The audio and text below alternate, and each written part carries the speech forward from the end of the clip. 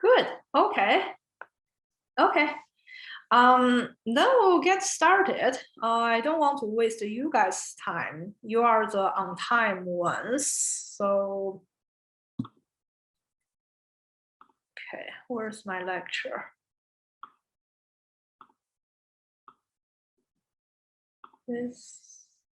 This is my lecture. This is my Excel. Okay, so we start today's lecture with chapter 12. So chapter 12 talks about the chi-square test. Chi-square test is one special test in hypothesis testing. So that means we follow the 5-step hypothesis testing procedure, but using a different distribution, using a different test statistic. And this specific technique can be used to do 3 things. One is called the goodness of fit test. One is test of independence. And the third is testing for population proportion. So the second and the third, the test of independence and the testing for population proportion are very, very similar, like 95% similar. But we will start with the simpler one, the goodness of fit test. So let's get into the concept. First of all, what is chi-square test? What is chi-square distribution? And what do we use it for? So like I said, chi-square test itself is one type of hypothesis test. So we use it to determine whether a statement should or should not be rejected. And the chi-square itself, it is a distribution. So the chi-square distribution is actually similar, is a sampling distribution, which is very similar to the t distribution. So recall the t distribution. We don't have one standard curve. In t distribution, we have multiple curves, and each curve represents 1 degree of freedom. So chi-square distribution is like that. We have multiple curves, and each degree of freedom has its own curve. But instead of in t distribution, we have how wide or how narrow it is. Chi-square distribution is all about like skewness. Where is it? So if degrees of freedom is very low, we have a high level of skewness. So if you look at the blue curve, it's nowhere near to symmetric shape, right? It's highly positively skewed. But when we increase degrees of freedom, like the green curve, you will see it's not as skewed, but still not very nicely symmetrically distributed. But as you continue to increase degrees of freedom, look at the red curve. It's very close or approximating the standard normal or symmetric distribution. So that's simply how chi-square distribution looks. The key is that it is similar to the t distribution. Each curve represents 1 degree of freedom. And then as your degrees of freedom increases, the skewness decreases and the shape of the curve looks more closer or similar to standard normal distribution.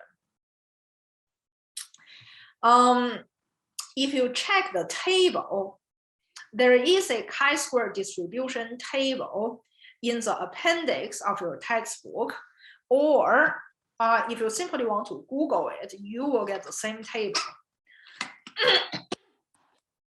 So chi-square distribution table also has the 2 dimensions.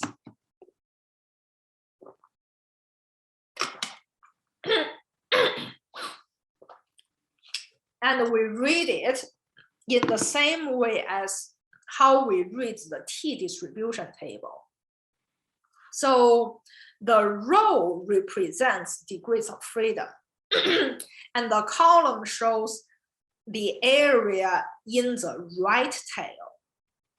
So that's the same as how we read a T table. For example, if we want to find the critical value for degrees of freedom equals 10 and alpha equals 0.05, then we locate row 10, column 0.05. So critical value will be 18.307. So that's how we use the chi-square distribution. But now the question becomes, what is it, right? How we use it in a question. So the idea of chi-square in goodness of fit test is to measure the aggregated difference. So that means we actually compare 2 data sets in terms of distribution, not in terms of the mean or the proportion. What we learned in chapter 9 and 10 is to compare a sample with a population, right? Or compare between 2 populations, but only 1 parameter.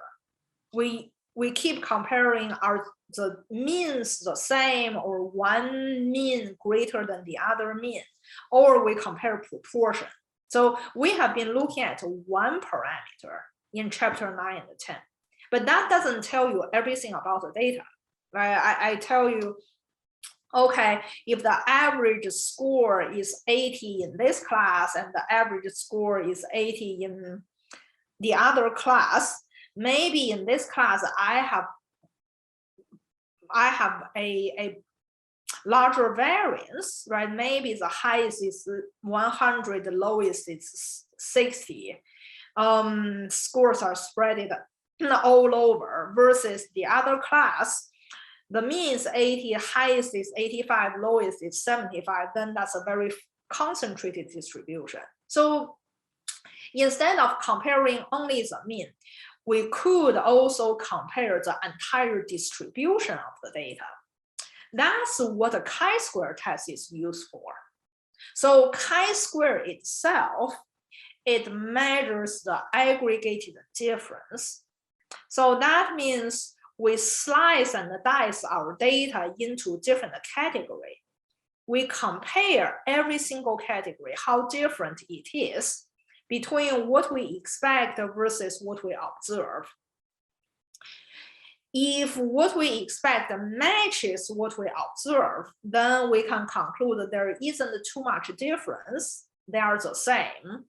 But if the expectation and the observation does not match, then we have to conclude the distributions are different. They don't look the same. So that's what chi-square test does, and that's what chi-square measures. To give you a more intuitive example, let's see. If I'm preparing for a birthday party and I need to get dessert for the guests, so when I prepare, my expectation, so look at column B. Column B is my expectation based on population data, based on historic data, right? Based on my experience. So my expectation is that 8 people will like strawberry flavor, 8 people will like vanilla flavor, 8 people will like chocolate flavor, and 3 people will like mango flavor. That's my expectation or the population record. So then, okay, birthday party starts, and then guests start to get their dessert. At that moment, I'm able to observe, right? I mean, it's a small sample. I only have 20 some guests, so obviously it's a sample, but I am able to observe what's happening in reality. So regardless of what I expect, right? So now this is reality. So column C, observation. So what I observed is 8 people asked for strawberry flavor, 6 people asked for vanilla flavor, 10 people asked for chocolate flavor, and 3 people asked for mango flavor. So that's the observation. If I compare column B and C from a frequency perspective, I can actually create the 2 distributions. So the orange chart shows the distribution of my expectation, and the blue bars shows the distribution of the observation. And they look similar, but not the same, right? There are some differences. And when we check it, just make it more precise, we see for the category of strawberry, there's no difference. I expected 8 people to like it, 8 people liked it. So there's 0 difference. Absolute value is 0. When it comes to vanilla flavor, I expected 8 people to like it, but only 6 people asked for it. So my expectation is off by 2 units. So if you do observe the minus expected, right, you can measure the difference. And we can simply make it absolute value to get rid of positive negative sign. So that's like 2 units off. Similarly, when it comes to chocolate flavor, my expectation is also 2 units off, right? So we can calculate how much my expectation is off in all the categories. And then we can measure in total how much difference there is. And for simplicity, I'm simply taking the sum of all the differences. This is not the exact calculation, but for simplicity, I'm showing you that chi-square, the concept, tries to capture the aggregated difference from a distribution perspective, from a frequency perspective. After we slice and dice the data, how different the frequency in each category is. When there's no difference, right, between your expectation and observation, the difference is 0. So that's the possible smallest value of your chi-square. If there's 0 difference in strawberry, vanilla, chocolate, and mango, the sum of that will also be 0. So that's your possible smallest value. But in this example, well, I'm off by 2 units here, I'm off by 2 units there. So the aggregated difference is like a small number. Okay, I'm off by a little bit, right? So aggregated difference is at a small level. When it's at a small level, like I said, we can still say the distribution is about the same, right? What I expect matches what I observe. So you can still conclude they're the same. And remember, in hypothesis testing, non-hypothesis always indicates they're the same, no difference. However, if this is a large number, right? If like I'm all over the place, if I'm off by 5 in the strawberry flavor, I'm off by 7 in the vanilla flavor, I'm off by 5 in the chocolate. If I'm all over the place, then the aggregated difference will be a large number. It may be like 25 or 30. Well, if I'm off by that much, then it simply means, well, my estimation is completely wrong. I'm completely off. What I expect doesn't match what I observe, right? The distribution in my expectation is different from my observation. So if the aggregated difference, if that's a large number, we then have to conclude they are different. And the concept of chi-square measures this aggregated difference. If it's small, I mean, as small as 0, it indicates no difference or small difference that we can ignore. But if that's a large value, it indicates some level of difference, or the two you compare are not the same. Which then lead to a very interesting and actually easy formulation of your hypothesis. Like I said, your null hypothesis is always the two distributions are the same, and your alternative hypothesis is always the two distributions are not the same. I mean, for goodness of fit test, because you are trying to fit the observation into your expectation. If it does fit, right, it means they must be the same. If it does not fit, then it means they are different. So that's why it's called goodness of fit test. Goodness of fit. And also, it makes the scenario quite simple for us, because chi-square test itself is always a right tail test. It is never a left tail test, and it is never a two tail test. And so think about the logic. We're measuring the aggregated difference, right? So that value has a possible minimal value of 0. 0 indicates no difference. Everything is exactly the same. And as the difference level increases, your chi-square will increase. And like I said, only the large value, right? Large difference, large chi-square will raise a red flag.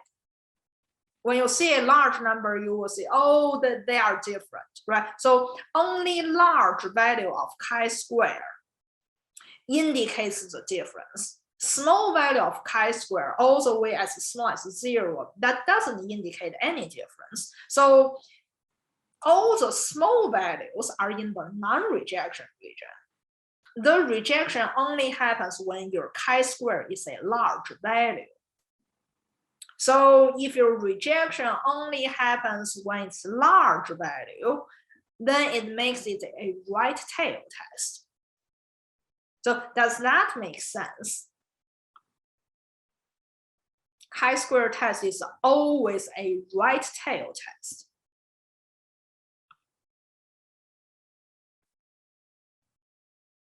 Yes, no? Yes, Sharina makes sense. I think. Jason, Karina, good. Okay, good. Yeah, so that's the underlying logic of chi-square and chi-square test. It's similar to t-test, right? When you look at the distribution, and when you look at the table itself, and like I said, it's a right tail test only. All you are looking at is the aggregated difference. Is the aggregated difference large enough for you to conclude those two distributions are different? Or is it pretty small that you can ignore the difference and still conclude they are not different, they are approximately the same? That's all we're doing in goodness of fit test. And with that, just really quick, the hypothesis testing procedure. You did well in the exam, so I don't need to repeat the 5 steps, right? Formulate the hypothesis. With non-hypothesis, always saying the 2 distributions are the same. Alternative hypothesis, always saying they do not follow the same distribution. Identify alpha, identify the category, and that is naturally given, right? Here I showed you, okay, 4 flavors of ice cream, then 4 categories, then maybe 3 magazines, then 3 categories, maybe 5 different favorite colors, then 5 categories, 8 different departments, then 8 categories. So that's naturally given. Why we need that? Because category number -1 will be your degrees of freedom. So that should be determined upfront. And then the very important step is to calculate test statistic. So this is the formula to calculate chi-square. And like I showed you earlier, for every category, there is a frequency from our expectation, and there is a frequency number from observation. So what we do is we capture the difference between observed and expected, square the difference, then standardize that by expected frequency, and finally take the sum. So because it is the aggregated difference, right? You do it for every category, but you need to sum them all up. So that's the calculation of chi-square. The note here is every category needs to have a frequency of 5 or more. Expected frequency. What happens if your expected frequency is fewer than 5? Then you get to merge that category with the neighboring category. Doesn't matter which one you merge it together, you will reach the same conclusion.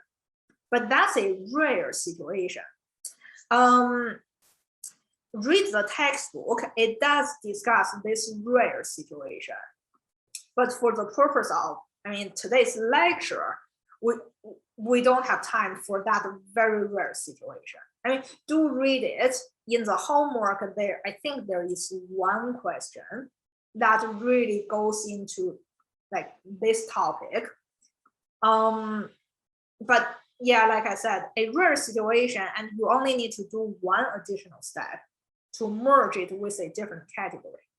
But other than that, the key is to look at what you observe and compare with what you expect.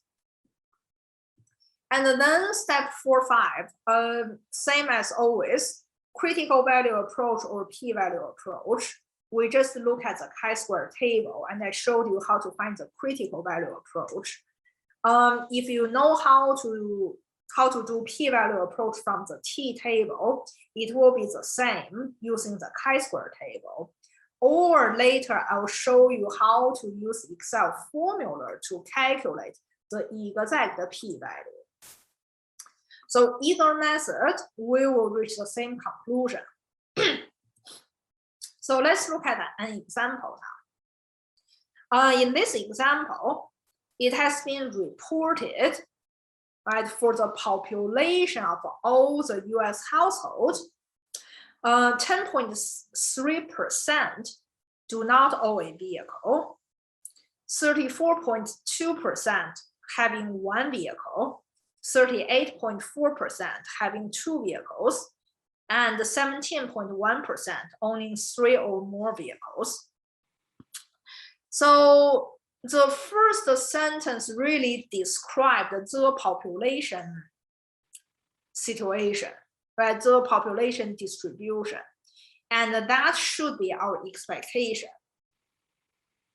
Because expectation comes from historic data, from what we believe, from the like country level number. Then what do we really test? We test for the sample. So here we have a random sample for 100. And this is what we observe, right? We chose 100 households and we actually collected number from them. So this is clearly our observation. So among the 100 households in the sample, 20 of them do not have a vehicle, 35 of them have one vehicle, 23 have two vehicles, and 22 have 3 or more vehicles. So this is the observed frequency. Now the question is, at 0.05 level of significance, can we reject the possibility that vehicle ownership distribution in this community differs from the population level, right, from the national level? So are they the same or are they different? That's the question.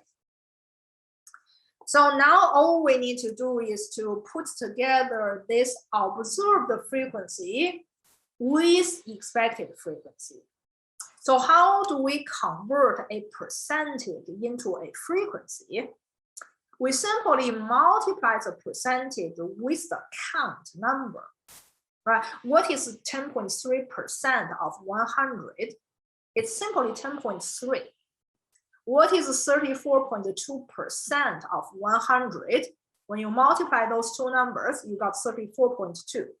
So step one is through this simple transformation from a percentage to a frequency. So then it's comparable, because in chi-square test, everything needs to be in frequency. We do not calculate percentage, we calculate frequency.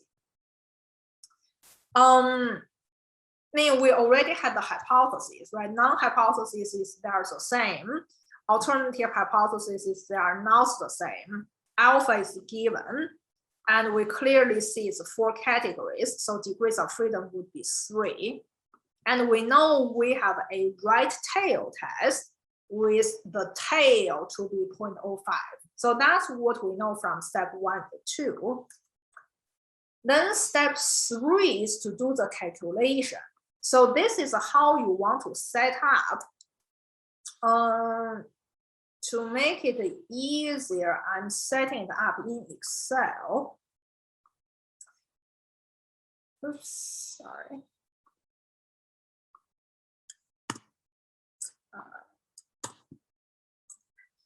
So this should be what you start with, right? We got the category vehicle, 0 vehicle, 1 vehicle, 2, 3, and more. So that's the 4 category.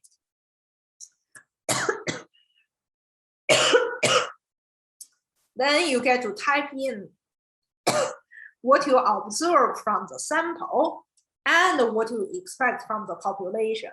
So I'll give you a minute, open Excel and get it set it up.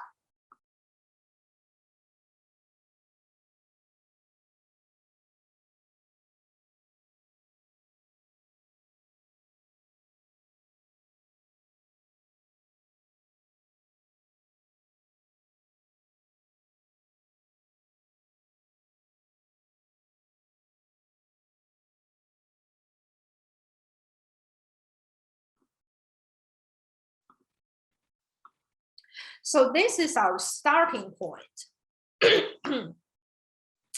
And then think about the calculation. So remember, we need to do it for every single category before we can add them all together.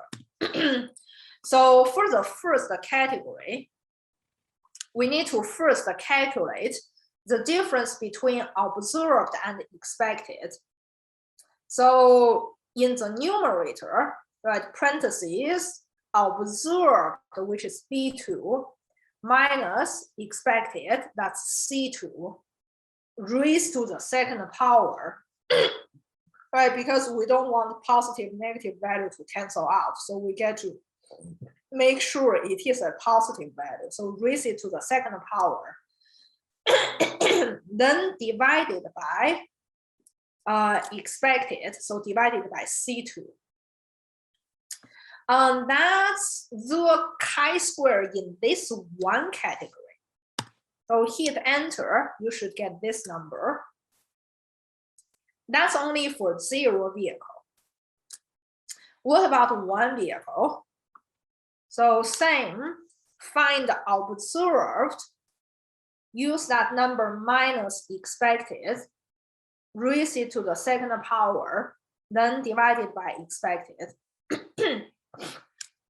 Do that, and then third and fourth category. I mean, you can drag the formula, just type it one time and drag it down. And after we figure out the chi-square, right, the difference level at every single category, we calculate the chi-square to be the sum of the differences. So we aggregate everything in the last column all together and get this value to be 16.7338. So are we all getting this number?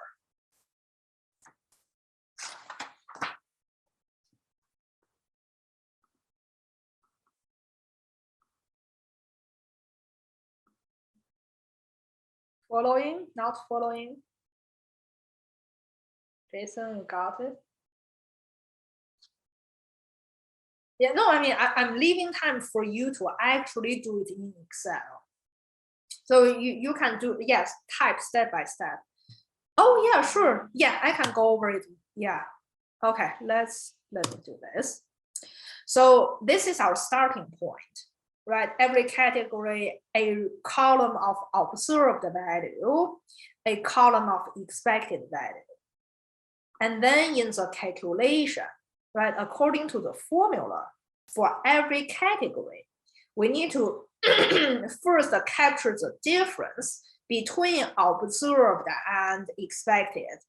So in the first category, observed is B2, expected is C2. So in parentheses, B2 minus C2. And then when you close parentheses, raise it to the second power. That's your numerator. And we divide by expected, so divided by C2. That is the chi-square for the first category. Then it's the same calculation for the second, third, and fourth category.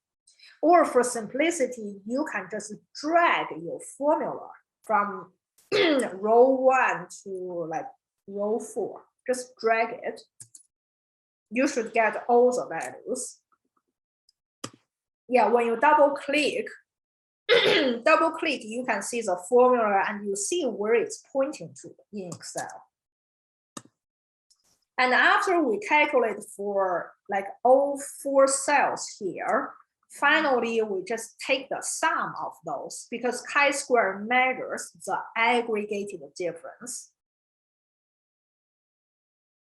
And this number should be 16.7338.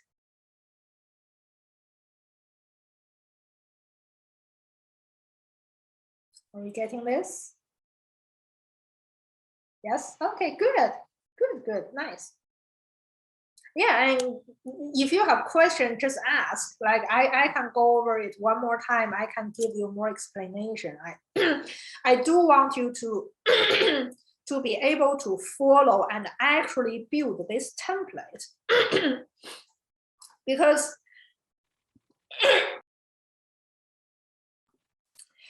after class, when you do your homework or later when you do exam, it is going to be the same calculation. So you can simply save this Excel file. And when it comes to homework and exam, I can just show you one exam. Like if the value changes, right? Okay, if observed value is 10, expected value is 20, you simply change the number and the calculation will automatically change because you build in the formula. So that's why I want you to follow to build the template so you can use it for homework and exam easily. And you don't need to recreate everything from scratch. Yeah, like definitely build the calculation here. That being said, if you feel more comfortable just doing manual calculation, I know some students like to write everything. That's also okay.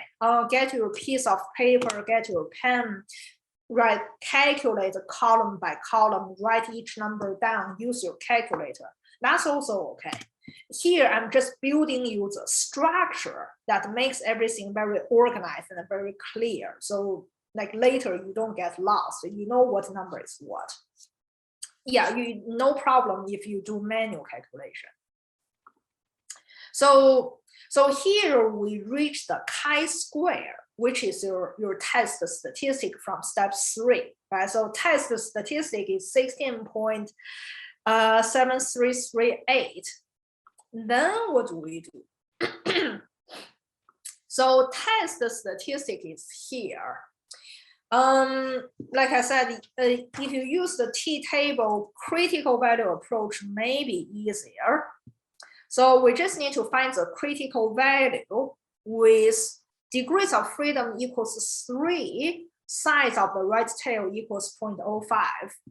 So we need to go back to the chi-square table, row 3, column 0.05, the critical value is 7.815. So it means this value, 7.815, separates non-rejection region to the left-hand side and the rejection region on the right-hand side. Any test statistic, if it's less than 7.815, it's in the non-rejection region. If it goes beyond the 7.815, which it is, right? Ours is 16, so that's clearly beyond the critical value, so it enters the rejection region. And like I said, all the large value, right, raise a red flag, right? Large value indicates the aggregated difference is large, meaning they are very different. So you go to the rejection region, we naturally reject the null hypothesis that they are the same. So we conclude vehicle ownership, right, in this sample is different from the vehicle ownership distribution at the national level.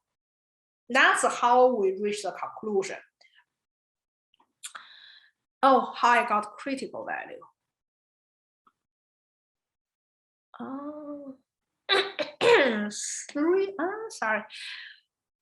I don't, where did I have 3.05?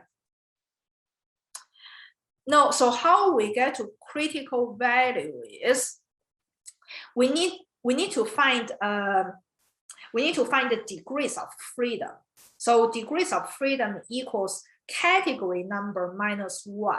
So we have 4 categories, right? That's 0 vehicle, 1 vehicle, 2 vehicles, 3 and more. So that's 4 categories. So 4 minus 1, degrees of freedom equals 3. So we need to look up row 3.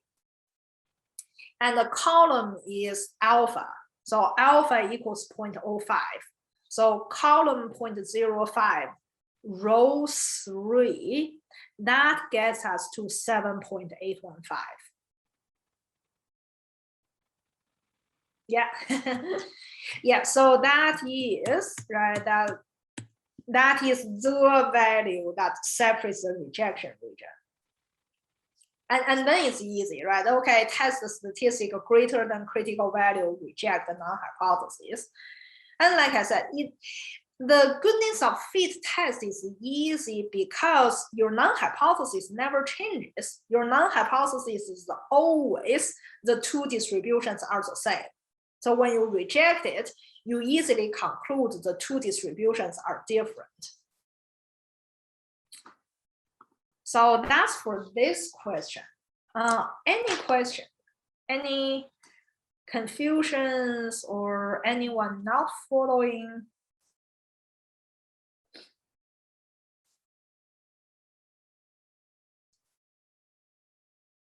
Very good.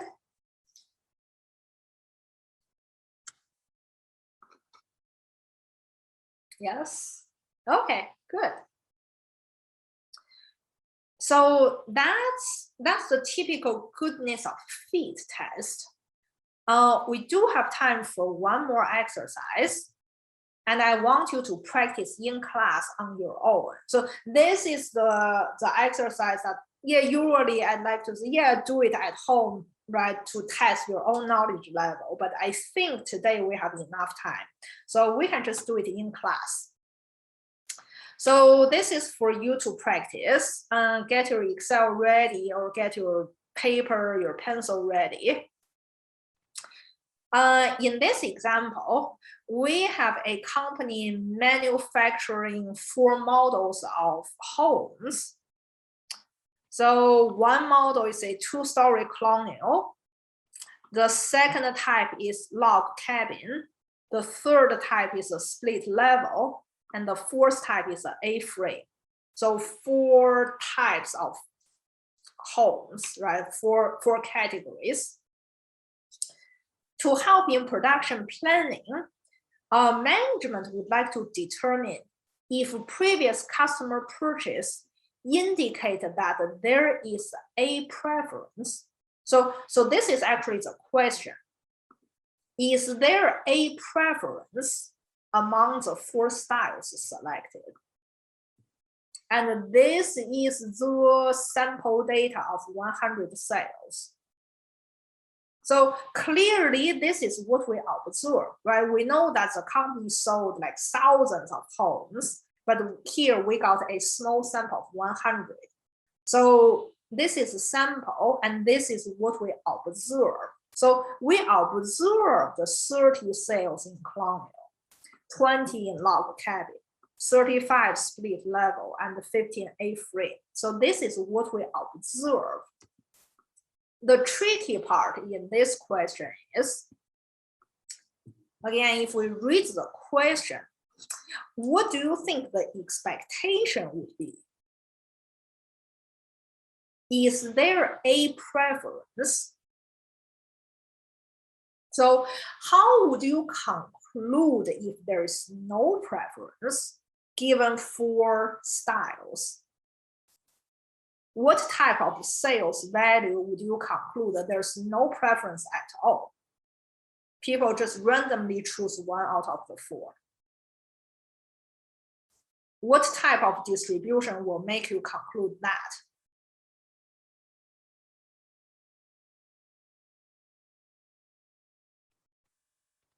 Would it be uniform?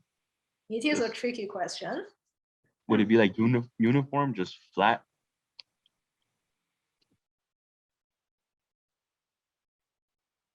So again, think about it. You have total sales of 100.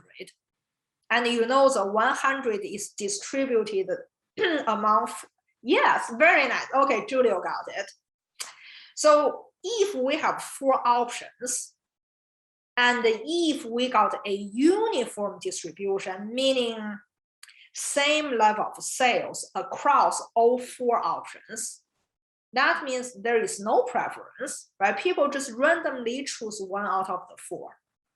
So among the 100, if it's 25, 25, 25, 25, that means no preference at all, right? The sales level are the same.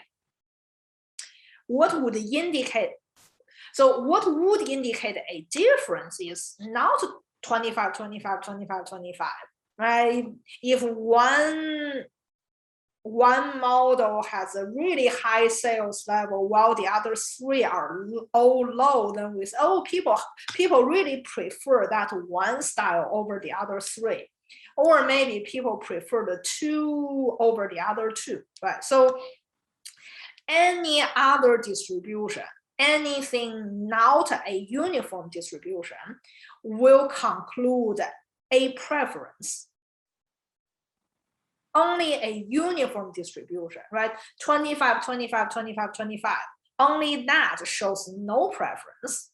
People just choose 1 out of the 4, all randomly. So that is your expectation. because again, your right expectation indicates the uniform distribution or no difference in styles selected. Sorry, computer is freezing. Give me a second.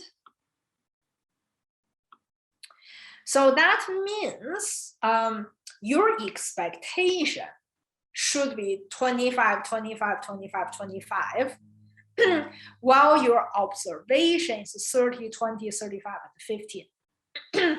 So given that setting, now I'm giving you up to 5 minutes for you to calculate the chi-square, which actually is a very simple calculation in this question, and tell me your conclusion. Is there a preference? So work on your own and feel free to post in the chat window for whatever you get. If you calculated test statistic, you can post in chat window. If you got your critical value, post in chat window. And we'll do it together then.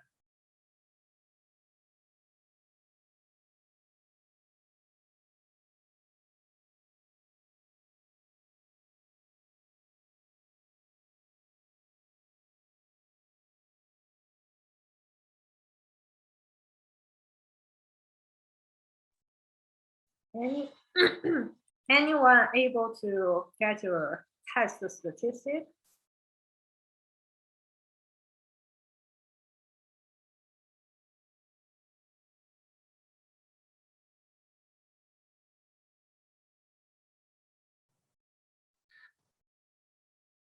So our degrees of freedom would be 4. Can you hear me?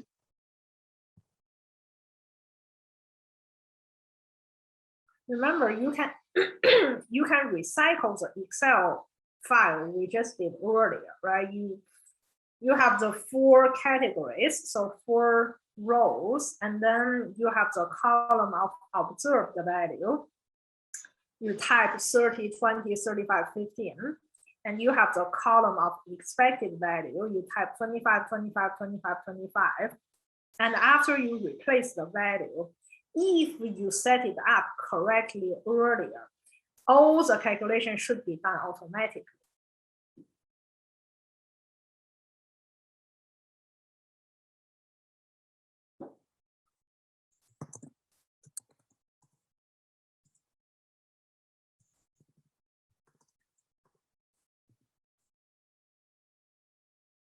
Oh yeah, anyone hearing it?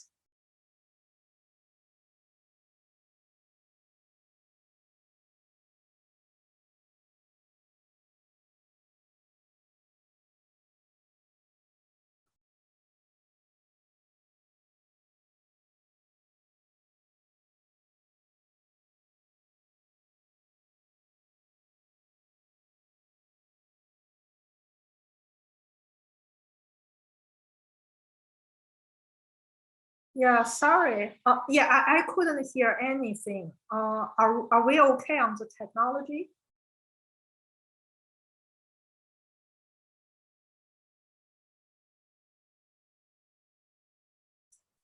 Yeah. Mm,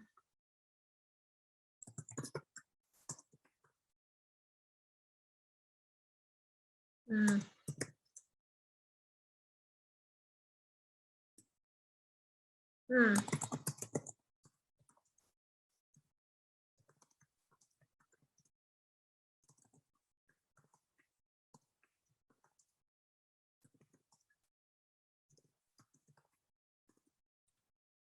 Yeah, sorry about that. Let me exit. Sorry about that.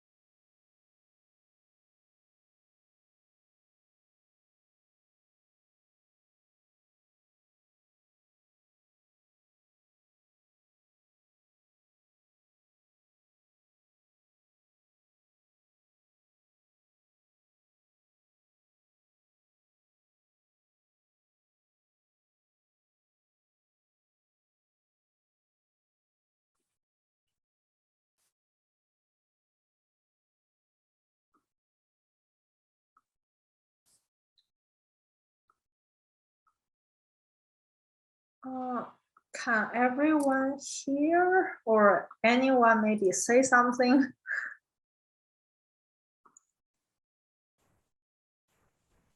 Hello? Hello? Hello? Oh, okay. I can hear a little bit now. Yeah, sorry about that. I don't know what's happening. Yeah, sorry about that. If I'm not hearing you, please type in the chat window. Yeah, I didn't intend to ignore anyone. Sorry about that. Yeah, some technology problem. And if you can't hear me, type in the chat window, and then I'll try to adjust. Yeah, post anything in the chat window. Sorry.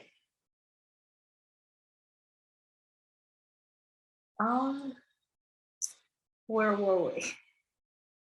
Oh, yeah. So I was saying that to solve this problem, we actually could use the template we set up earlier, right? Have the 4 categories, 1 column of observed value, 1 column of expected value. And as you enter the new value, the calculation should automatically be done in your template.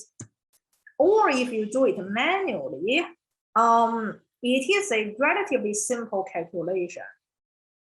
So here we have, right, observed minus expected squared, then divided by expected. And we do that for all 4 categories. So the chi-square equals 10 in this case. Is that matching what you got earlier? Wanted to see how many of you were able to get 10 for test statistic.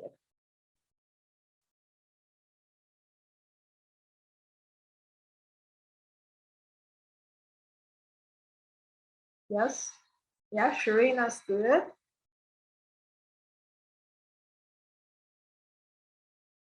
Melissa, nice. Nice. Karina, Jason, Julio, Mikhail, good. Jason got it, good.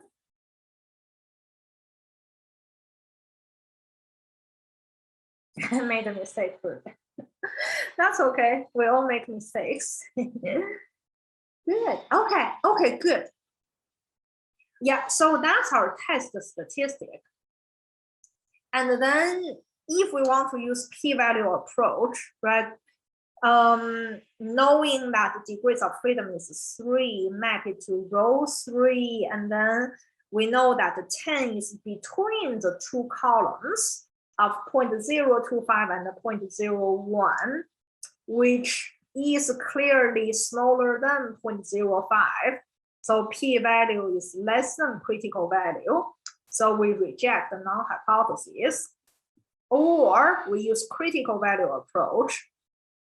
It is the same degrees of freedom. So row 3, column 0.05. So we got the critical value of 7.815. Then compare test statistic. Right, 10 is greater than the critical value. So it enters rejection region, and we reject the null hypothesis. So this is all for goodness of fit test.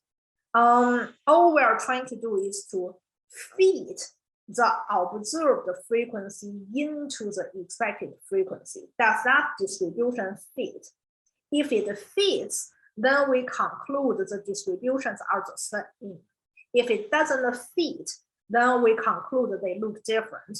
And the only criteria we use to measure do they fit or not is this aggregated difference, which is measured by chi-square. So that's the whole logic of goodness of fit test,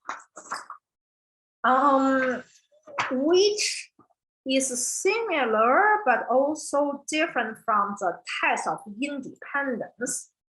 So test of independence is another application of chi-square test. Because we also want to measure the difference between the observed value versus the expected value. However, in test of independence, we don't only look at the frequency, we actually look at the two variables, right? Not just how many vehicles, like how many households per vehicle type, or how many sales in each side. Now we want to look at the two variables and decide whether the two variables are independent. So this is the only question that test of independence can answer. It is a yes/no question, right? The answer is either yes, they are independent, or no, they are not independent. It doesn't go further.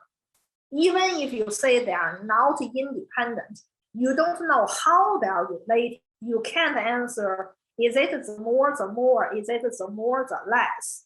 You can't answer that. You can only answer the yes/no question. So that is the limitation of the test of independence. But still, the technique itself is important because just in regular life, there are so many things that we want to figure out. Are they correlated or are they completely independent? For example, there was discussion on years of education versus salary level, right? Are the two variables independent or are they correlated? Is that more years of education leads to higher salary, or is that years of education doesn't matter, right? As long as you get the same job, you become an analyst. High school degree, college degree, master degree, you get paid the same as analyst. Or is that, well, if I have a college degree, I make 5,000 more compared to the high school. So that's something we want to test.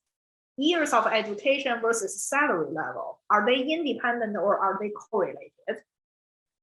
Another discussion, gender and pay level, right? For people who hold the same title, like analyst, if I have a male employee and I have a female employee, do they get paid the same level for doing the same job? Or is that some people arguing male makes more money than female, right? Is gender correlated with your salary level? Yes or no, right? So that's the type of question the test of independence can answer. So we need to have two variables, that's the foundation. And then, like I said, it is the yes/no question. And how can we make this work? The underlying logic supporting this whole technique actually lies in probability theory. Not for the scope of this class, but if you want to learn more, go back to chapter 4 and then reread chapter 5. We covered chapter 5 this semester, but we did not cover chapter 4. So chapter 4 is purely about probability theory. So it gets really deep on different relationship between two variables, between two probabilities. If you read that, you will be able to fully understand. But just to explain test of independence, based on probability theory, how do you test whether two variables or two events are correlated? Based on probability theory, the joint probability of variable A and B will equal to probability of A times probability of B.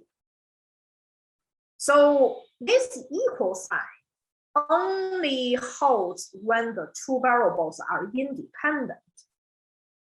If A and B are not independent, the relationship doesn't hold. So you will not have an equal sign. It will be not equal to. So that makes it quite easy for hypothesis test. Because in hypothesis test, the equal to sign always remain in null hypothesis, and the not equal to always remain in alternative hypothesis. So the transformation of the probability theory in test of independence is that the null hypothesis always indicates A and B, the two variables, are independent, because that's the time when this equation holds. That's the time when we can use the equal sign. The alternative hypothesis is when the equation doesn't hold, when we have to use the not equal to sign. And that indicates the two variables are not independent, or you say they are correlated. So that's the underlying logic for test of independence. And as you could see, now we're involving two variables.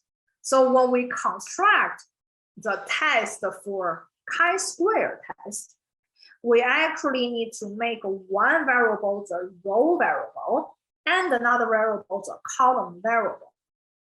So then the calculation will become the probability of the row and the column variable versus the multiplication of the probability of the row variable and the probability of the column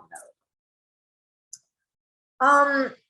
It follows a very similar procedure. So step one is still to set up null and alternative hypothesis. Null hypothesis is they are independent. Alternative says they are not independent. Step two is the same, figuring out alpha, figuring out size of the tail. But before we calculate the test statistic, there is one additional step. So the one additional step is, in test of independence, the expected frequency is not given. So we will need to calculate expected frequency based on observed frequency. So that's the additional step. And the calculation goes row total multiplied by column total divided by sample size. And once we calculate the expected frequency, then the following steps are the same. The calculation for chi-square remains the same.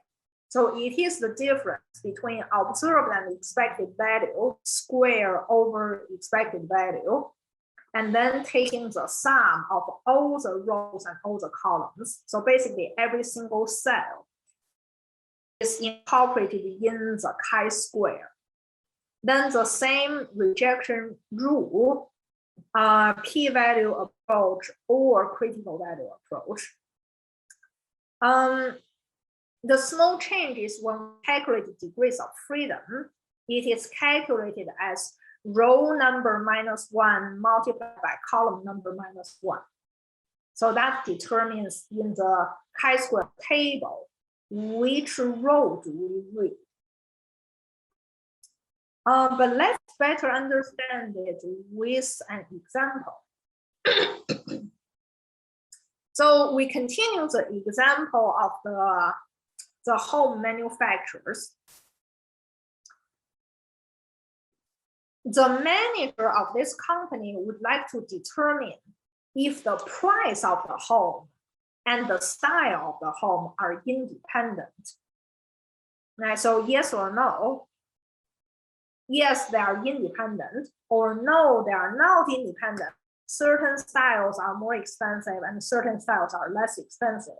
That's the two possible conclusions you can make, right? Either one of the two will be true. So what's our data? From the earlier example, we had the data on the 4 styles, right? Colonial style, log cabin, split level, A-frame. So we got the 4 styles. That's one dimension. For now, we keep it in the column dimension. In this question, we're adding the second dimension, which is the price dimension. to make it simple, we only make it 2 categories. Just the cheaper range and the more expensive range, right? Anything less than 200 is the cheaper range. Anything greater than or equal to 200,000 is more expensive. And this is the data. So clearly, this is what we observe, right? What we see from the sample of 100. And how we understand this, okay, 18 of the colonial style are not expensive, but the 12 of the colonial style are expensive. 6 of the log cabin style are less expensive, but 14 are expensive. 19 of split level are not expensive, but 16 are expensive. 12 of A-frame are not expensive, but 3 of A-frame are expensive. So that means for every number in this table, we need to map it into the 2 dimensions, right? The style dimension and the price dimension. How do we actually solve it? So open Excel. Let's do the setting here. So look at where I'm highlighting. Don't worry about anything else. Just type what I highlighted because this is your observed table. This is what's given. So you got 8 numbers. They are in 4 columns, 2 rows. That's the exact observation.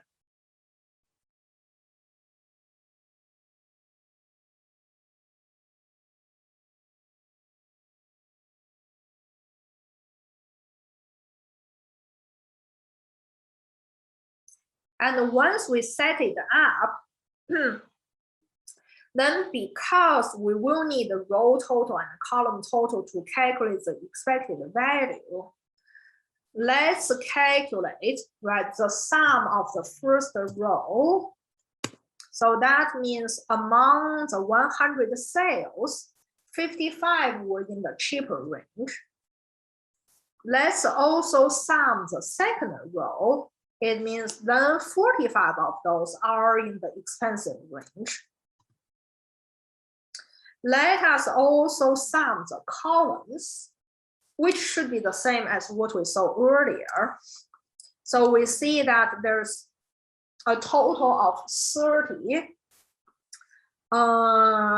sold in colonial style. A total of 20 sales happened in log cabin. A total of 35 in split level, and a total of 15 in A-frame. So that's all observed. And this is the foundation of the expected value. So remember, when we calculate expected value, we get to rely on the probability theory saying the probability in the row multiplied by the probability in the column should equal to, right, this joint probability. So how do we present that? Look at the first number. We observed 18, but what should we expect? This number resides in row 1, column 1. So what is the probability between row 1 and row 2 you get into row 1? What's the probability of getting a not so expensive home among the total? So that probability would be 55 over 100. So that's your probability of the row. Right, the probability of getting in the less expensive range. So 55 over 100, that's the probability of the row. What about column? Because it happened in colonial style. So we want to figure out what is the probability of getting a colonial style given all 4 styles. So 30 over 100 is the probability of the column variable. And when you multiply that together, right, that's what we saw in probability theory.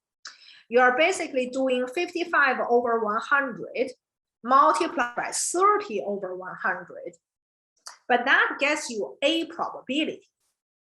What I said earlier is in chi-square, we don't compare probability, we compare frequency. So you get to convert the probability into frequency by multiplying sample size 100. So you multiply by 100, then the 100 on the top and the 100 in the bottom cancels out. So when that happens, what you have in the expected frequency is actually row 1 total 55 multiplied by column 1 total 30 divided by sample size 100. So that's how we came to that formula. So there is a logic behind it. It doesn't come out of blue. The logic comes from probability theory. You calculate the multiplication of two probabilities and may convert the probability into a frequency. So does this make sense? How do we calculate the expected frequency for row 1, column 1? Just for that number of 18. This is the expected frequency, which now becomes, I think, 16.5. Yeah.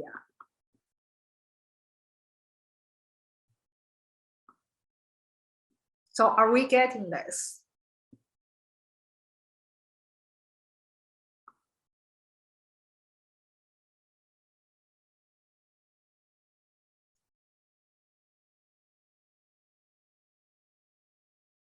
Or what questions do we have?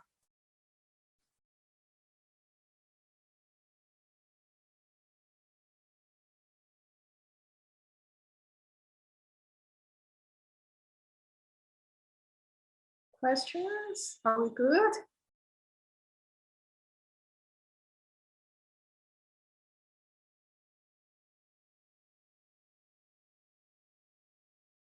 Sharina, you think you got it?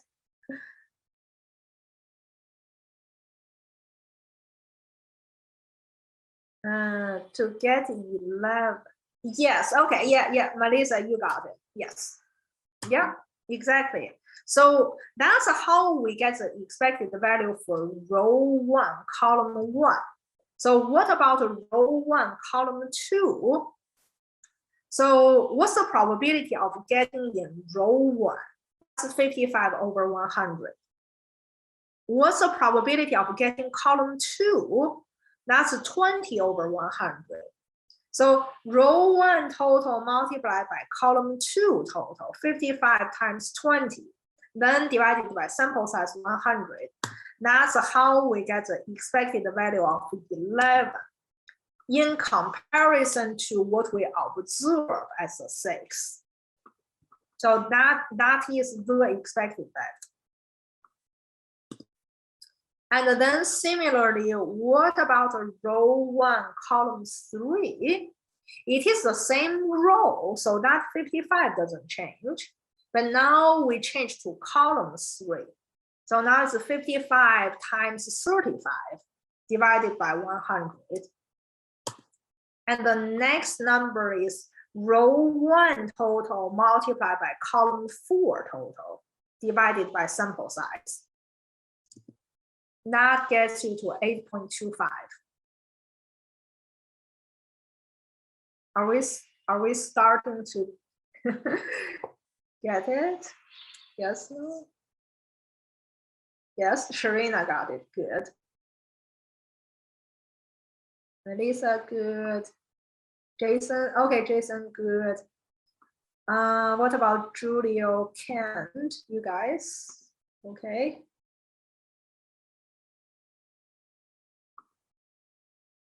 Julio, good, okay.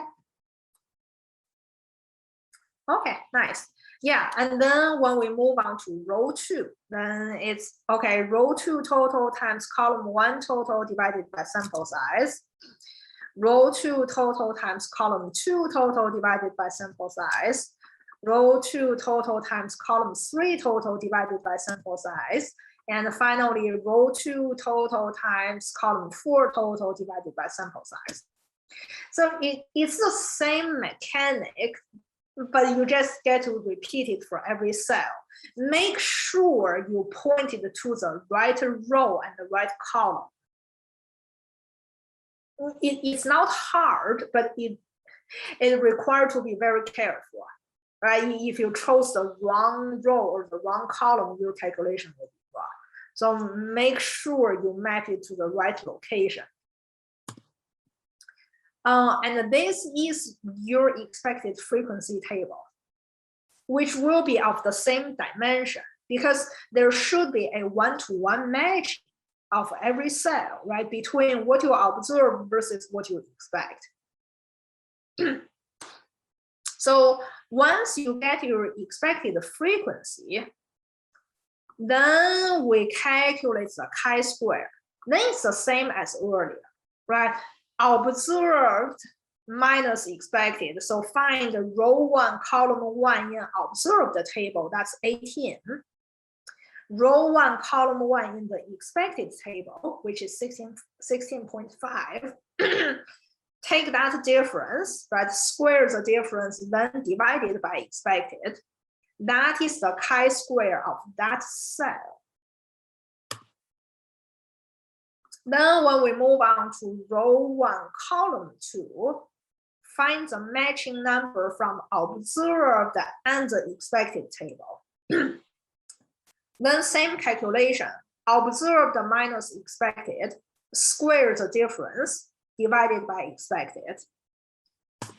Then the next, row 1, column 3, find the value in the observed table, find it in the expected, right? Square the difference divided by expected. And you can do one calculation and drag the calculation in all 8 cells in the table. And after you are done with all the cells, you should end up with the chi-square, right? The total of all the differences to be 9.1486. Are we all getting this?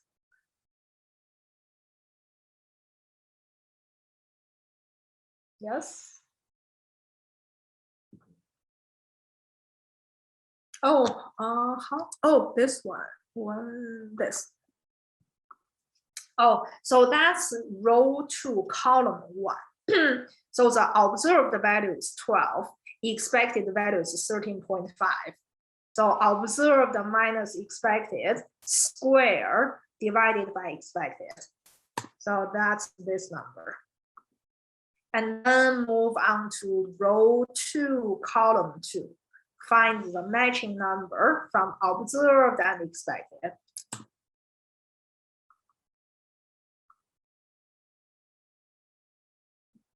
Making sense?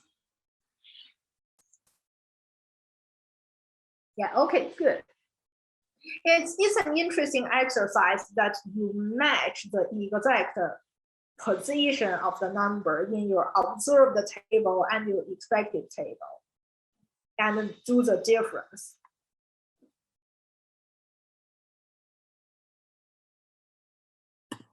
And once we finish it for all the cells, then we get to the chi-square, right? The aggregation of all the differences, which is 9.1486.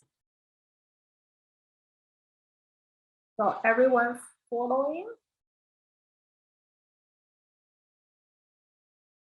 Yes, no?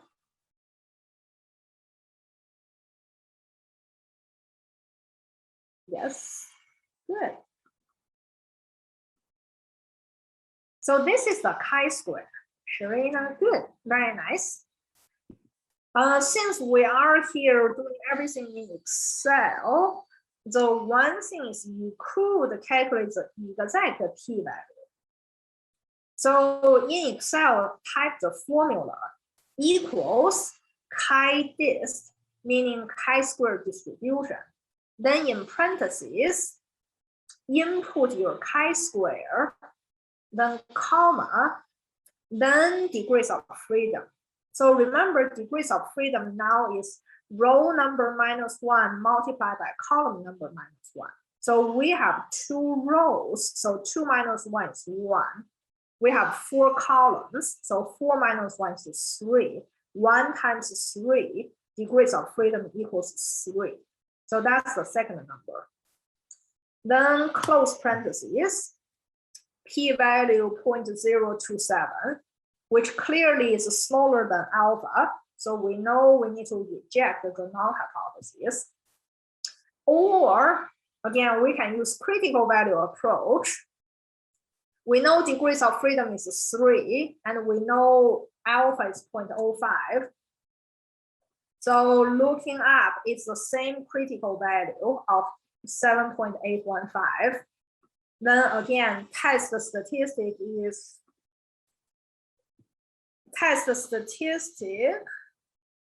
of 9.149 is greater than the critical value. So it enters the rejection region, and we reach the same conclusion to reject the null hypothesis.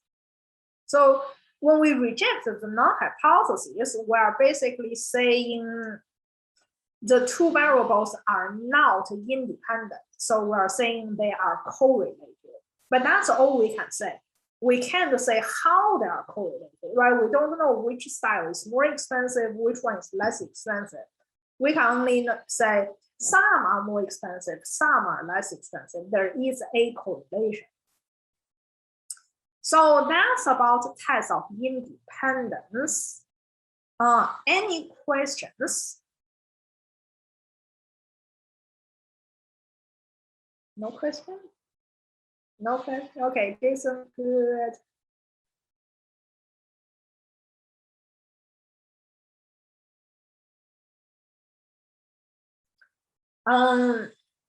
Let's do this. So it's 12:31 now. Let's take a break. Use the time, get water, go to restroom, make yourself feel comfortable, digest what we just learned, right? Have your Excel nice and clean, save your template. When we come back, we will practice one more exercise of test of independence. So take the time to clean up your notes, your Excel. We come back at 12:40, and then we will do this together. So break starts.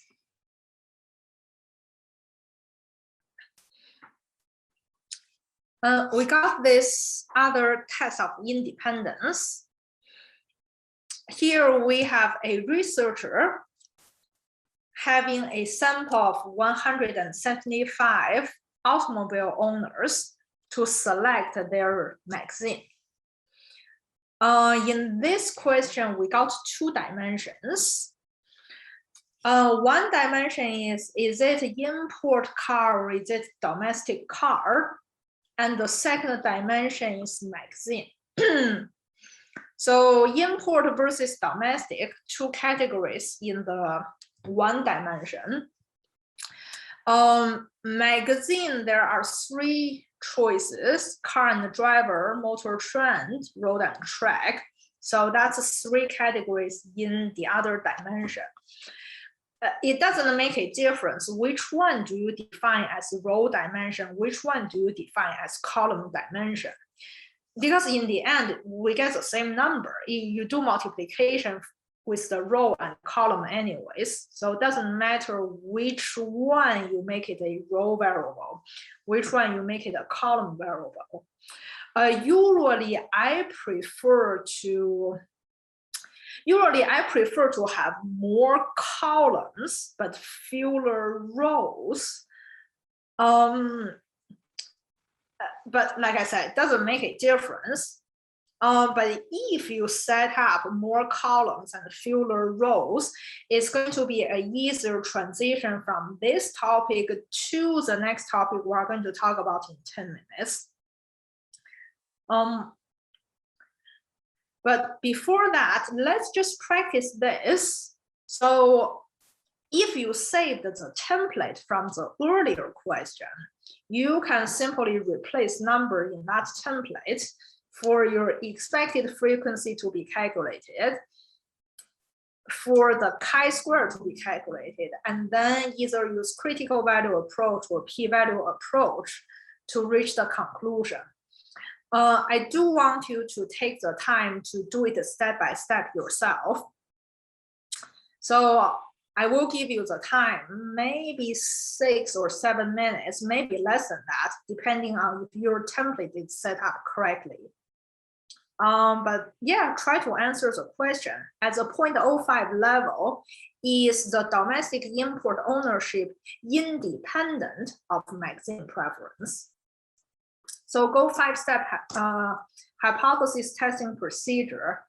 If you figured out the test statistic, post it in chat window. Or if you figured out the critical value, you can also post in chat window. Once we see a few of those, then we can quickly do it together. So please practice on your own.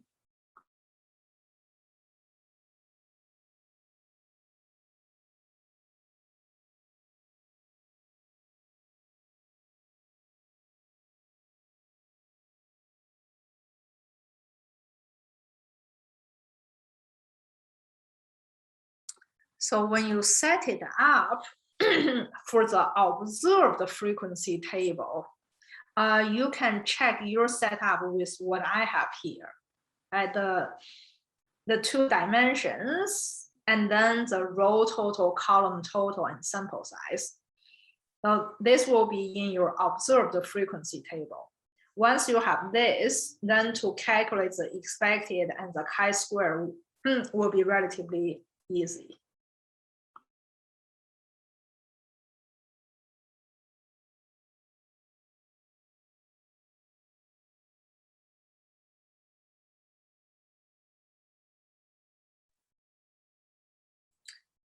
Is anyone able to calculate the chi-square?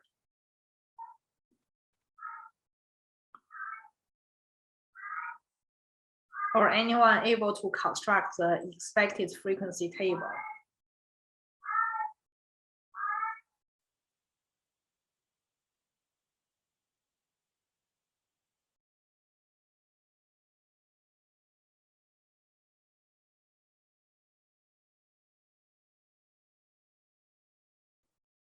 Anyone?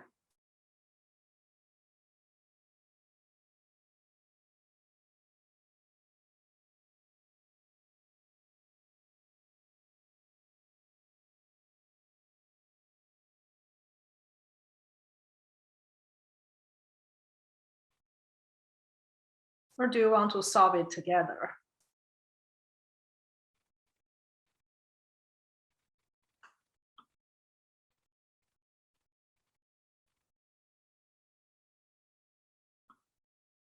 So, okay, yeah, let's solve it together. So, yes, yeah, Melissa, you got it. Yep, first the expected value is 46.3, yes. Yeah, let's solve it together. So we started with this question with 2 dimensions, right? One is import versus domestic ownership. And the second dimension is magazine preference. So regardless of value, we can start formulating the hypothesis that the null hypothesis is the 2 variables are independent, and the alternative hypothesis is the 2 variables are not independent or they are correlated. So that's our regular step 1. Step 2, alpha equals 0.05, that's given. Degrees of freedom, if you go back to the question, you will know one dimension is 2 minus, right? One dimension is 2, the other dimension is 3. So 2 minus 1 times 3 minus 1, degrees of freedom equals 2. So that we can know from step 2. And then step 3, calculate expected frequency table, calculate test statistic. So here, when we put together our observed table, right, just purely from description, when it says, okay, among the import car owners, right, among the total of 111 import car owners, 54 of them like car and driver, 25 like motor trend, 32 like road and track. Then among the 64 domestic car owners, 19 of them like car and driver, 22 like motor trend, and 23 like road and track. So we can build this 2x3 observed frequency table. And then from there, we can easily calculate the row total and the column total. And we know the total sample size is 175. So this is the observed table, right? Our starting point. Where is it? Here. So this is our starting point. So this is what I said earlier. If you set up everything correct in the previous question, what you can do is you simply copy paste everything, just Control-C, Control-V, paste in a new tab. And we don't have a fourth column, so you can get rid of the fourth column. And all you need to do is to replace value. So type the value, then in your pre-set up table, you should get the automatic calculation of row total, column total, and the sample size. So this is the observed table, right? Our starting point. Then in expected table, so first of all, it should automatically populate, but if anything goes wrong, it doesn't do that. Remember, the very first thing is to locate where it is. So if we want to calculate the expected frequency for row 1, column 1, right, for the 54, row 1 total is 111. Column 1 total is 73. So we multiply those two numbers and then divided by sample size, 175. So that's the expected frequency for 54. 54 is observed, but the expected is 46.30. And then next value, if we move on to row 1, column 2, row 1 total is 111, column 2 total is 47. So multiply those two numbers, divided by sample size. So expected value is 29.8.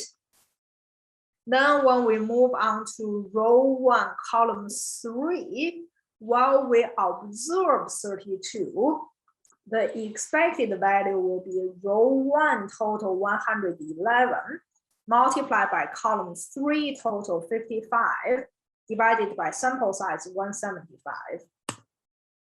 Then we can move to the second row. So first, the number of second row will be row 2 total 64, multiplied by column 1 total 73, divided by sample size 175. So that is 26.69 or 26.7. Then for row 2, column 2, the expected value will be row 2 total 64 times column 2 total 47, divided by sample size 175. And finally, row 2 total times column 3 total divided by sample size. Expected value is 20.1. So this is the expected frequency. And when we have our observed frequency table and the expected frequency table, then in the chi-square table, so again, from the template, the value should populate automatically. But if not, we just need to input it manually. So we're comparing row 1, column 1 from the observed frequency table with the same position in the expected frequency table. So we do observed minus expected raised to the second power, then divided by expected. And that should be the same calculation for every single cell, right? You just need to map row 1, column 2, row 1, column 3, or row 2, column 1, 2, and 3. So do that. And once we figure out the chi-square in each cell, then take the sum of everything in the chi-square table, we should get our chi-square equals 6.2747. So are we all getting this?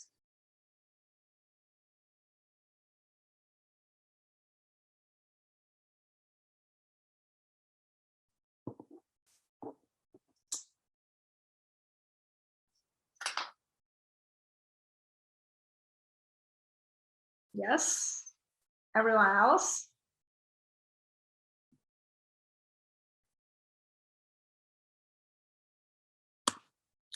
So this is, okay, Julia, okay, nice. So that's the test statistic. So if we want to use p-value approach, simply use the same formula to get p-value equals 0.04, which is smaller than 0.05.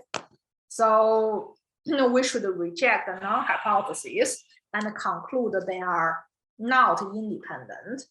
Or if we use critical value approach, then going back earlier, we decided it's degrees of freedom 2, right? Column alpha 0.05. So the critical value is 5.991. So we compare test statistic 6.2747 with the critical value 5.991. We see test statistic exceeds critical value. So it enters the rejection region, and we reach the same conclusion that we reject the null hypothesis, and we conclude the two variables are not independent. So there's some correlation. So this is all for test of independence. The last topic, test of population proportion, is 95% the same. Why I'm saying that is it applies the same procedure and exactly the same calculation. So how do we map a population proportion into the two-dimensional test of independence? Because when we test the population proportion, we naturally have two dimensions. One dimension is the proportion, the success versus failure, right? That's a binary variable. So you always have two categories. And the two categories, success versus failure, which could be students living on campus versus off campus, male versus female, students from business school versus from non-business school students, or customers who are satisfied versus customers who are not satisfied, or people living in the city of Pomona versus people living not in the city of, right? Like anything binary will be your role dimension, right? Success versus failure. Then the population, your multiple population, naturally becomes your second dimension. So if you have two populations, you do the comparison, are they the same? You got two columns. If you got three populations to compare, you got three columns. If you got five populations, you got five columns. So we naturally have two dimensions in the test of equality among population proportion. So the question is, are the population proportions all equal? Then null hypothesis indicates they are all equal. Alternative hypothesis indicates they are not. So continuing the earlier example, we still look at all different styles of homes. To make it simple, we only limit it to 3 styles. But now we have a binary variable, that's customer satisfaction. So customers either like the purchase, may do it again, or they are not happy with the purchase and will never do it. Okay, so that's your success versus failure. And when we map the number in our 2-dimensional table, like I said, the success failure will be our row dimension. Then the different populations, right? The sales in colonial style, in log cabin, in A-frame, that naturally becomes the second dimension. So now we got a 2x3 table, which easily gets us to row total, column total, sample size. Then we will easily use the same technique we just practiced, right? Using this observed table to calculate the expected. And when we have the observed and expected, we calculate the chi-square, and then everything else the same. So that's the third application of chi-square test. I do have a little more details, and again, you can practice and check your answer with like finally what I get and see if you conclude the same. But that's all for chapter 12. Chi-square test, it does use chi-square distribution, which is similar to t-distribution, and measures the aggregated difference. You always need to have observed versus expected. But goodness of fit only involves 1 dimension. The test of independence and the population proportion involves 2 dimensions. That's all for chapter 12. Any questions?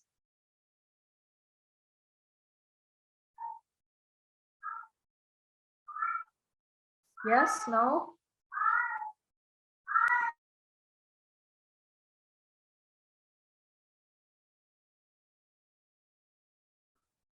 Are we good?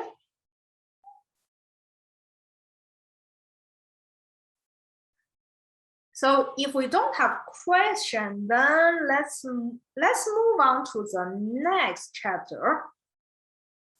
So here we actually just saw the limitation of the test of independence, right? Like I said, it answers a yes/no question.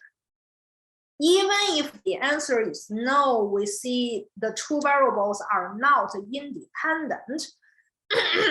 We really don't know how they are correlated, right? Is it the more, is it the more, the less? We don't know the exact detail of the correlation.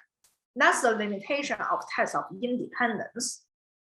So what we are going to study now, the linear regression. This technique tells us how exactly the 2 variables are correlated. Is it a positive correlation? Is it a negative correlation? Is it a high rate of change or low rate of change? That tells us precisely. So linear regression is like 1 step beyond the chi-square test that gives us all the details about any relationship. I mean, maybe no correlation, but If there is a correlation, how? So today we get started. We will talk about the concept, the underlying logic, right? Why and how we do it. We will start practicing one example with the step-by-step calculation. And then when it comes to the next lecture, which is in 2 weeks, we will then get into Excel to use the Excel package to do the calculation and then generate all the related output, not only the simplest, but other applications. So to start, simple linear regression. This technique is used to develop an equation showing how the variables are related. So we have to choose a pair of variables. One is called the dependent variable, which is the outcome variable, or what we want to focus. The other is called the independent variable. And that's the variable we use to correlate, to explain, and to predict the dependent variable. The notation of independent variable is x. The notation of dependent variable is y. And when we visualize them in the xy coordinate, independent variable is always on the horizontal axis, right? We call it the x variable. Dependent variable is always on the vertical axis, and we call it the y variable. Through a scatter plot, if you go back to, I think, chapter 2 or chapter 3, you will be able to see, right, some simple visualizations of the data. So this is typical scatter plot. You got the 2 dimensions, right, 2 variables. Each observation, each data point can be mapped to the 2 dimensions. And using the simple eyeball method, just by looking at it, we can already sense a correlation, right? You see that there's a trend. The data points goes from bottom left to top right. There seems to be a trend. Like without any calculation, we can already sense that. But again, the regression analysis, that statistical technique tells us exactly how it's correlated, what's the slope, what's the intercept of the most precise trend line. But before we get that deep, just to make sure we understand this visualization, each dot here represents one observation. So in this example, the horizontal axis, the independent variable is study time. The vertical axis, which is the dependent variable, is quiz score. So in this visualization, we're trying to correlate study time with quiz score. We wanted to see, can we use study time to predict quiz score? Can we use study time to explain quiz score? So we can choose a few examples. If you look at the dot in the very bottom left, map that observation to the to the horizontal dimension at study time 2 minutes, map it to the vertical dimension, quiz score 57. That means the first student only spent 2 minutes study and got 57, so obviously that's a fail. So that's one student. Look at a second student. If you look at the one that's sort of on the trend line in the middle, map it to the x-axis, study time approximately 20 minutes, map quiz score on the vertical axis, like 72 in the quiz. So student 2 spent 20 minutes to study and got 72 in the quiz. That's acceptable. If we want to choose another example, For simplicity, just find the one on the top right corner. That observation has a study time of 38 minutes and got 90 in the quiz. So that's pretty good. And just by looking at a few examples, we get the sense that the more time spent in study, the higher score in quiz, right? So it seems to be the more type of correlation. And if the change happens in the same direction, right, the more, that means a positive correlation. And if you draw the trend line should go from the bottom left to the top right. And the slope of this trend line should be positive. So that's one type of correlation that we can analyze. For the scope of this chapter or this class, there are a few relationships we could analyze. So look at the 4 on your left-hand side. So we're seeing trend line going from bottom left to top right. So that's your first 2 pictures. So they both indicate positive correlation, but one is a strong positive correlation and the other is moderate. So why that they are different? You look at the picture. In the strong positive correlation, the dots are very close to the trend line. They are sort of on the trend line, and even if they deviate, they deviate very little. You see the clear line going through all the observations. So that's a positive correlation. But when you look at the second picture, the dots are scattered around. They are not precisely on the trend line. They are scattered all over the place. Well, I mean, not all over, but not as precise as the first one. So when they are more spread out, even though you can still see the trend, it's not as clear as the first one. So in that case, we can call it a moderate correlation. And that also applies for negative correlation. Negative correlation means the 2 variables change in different direction. It's the more, the less type of direction, the relationship. So the trend line goes from top left to bottom right. So when you see that type of trend line, you get a negative correlation. And similarly, depending on how the dots are closely with the trend line scattered around the trend line, if they are on the trend line or deviates minimal, it's a strong negative correlation. If they are more spread out, then it's a moderate negative correlation. So those 4 are what we are going to focus in the next 2 chapters. For your information, there are also 2 other types. One is no correlation, meaning, right, if you see the picture, you just see all the dots. There isn't any clear trend.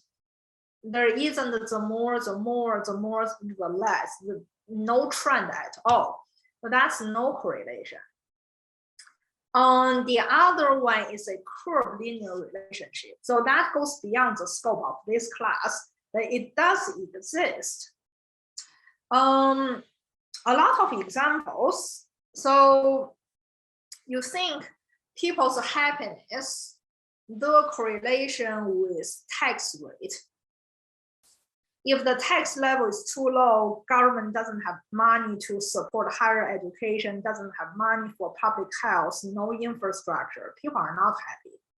Right? So if we increase tax level by a little bit, the government start to have money to build the infrastructure, to hire more faculty in public university, to hire doctors, nurses in like hospitals, and like provide all different programs to support different families. So that increase people's happiness. So at that stage, okay, the more tax, the more money the government has, and then the happier people are. But when you reach a certain threshold, if you continue to tax people, and imagine if 80% of your salary goes to the government, you are left with 20%. You can't even pay your rent and you can't buy any food. You will not be happy, right? So if the government continue to tax more and more, people will not be happy anymore. So after you reach the optimal level, if you continue to increase tax, then people's happiness level then decrease. So there is a tipping point. Before it is a positive correlation, but after it's a negative correlation. So things like that happen. And we have a lot in the real world. For the scope of this class, we do not discuss, but for your knowledge, you need to know curve linear relationship does exist. So that's what we want to know. And I certainly want you to be able to relate real world context with the positive or negative correlation. We just had the example of study time versus quiz score.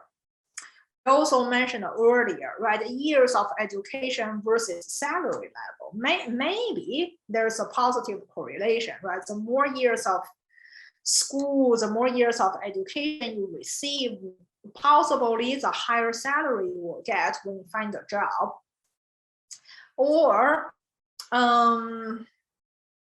what other examples we have?